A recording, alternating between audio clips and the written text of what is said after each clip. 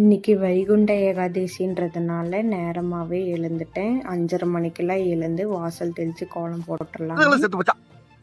ஓ, குரலி வித்தையா? சாணி தெளிச்சு கோலம் போடலாம்னு ஸ்டார்ட் பண்ணிட்டேன். புஜ்ஜு குட்டி வேற கூடவே எழுந்துட்டான்.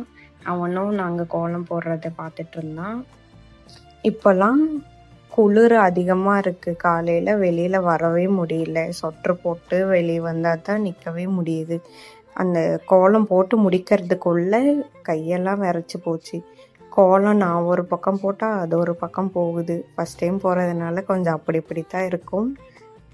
என்னோடய ஹஸ்பண்டும் எனக்காக சீக்கிரமாக எழுந்து வந்து கோலம் போடுறத என்கரேஜ் பண்ணிட்டு இருந்தாரு. நான் எனக்கு வந்த மாதிரி போட்டுட்டு இருந்தேன்.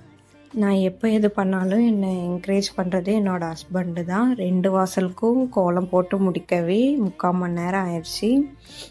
அதாவது ஒரு வாசல் தான் காட்டியிருக்கேன். இன்னொரு வாசலில் வந்து காட்டல, எடுக்க மறந்துட்டோம். கோலம் எப்படி இருக்குன்னு சொல்லுங்கள். டாட்டா.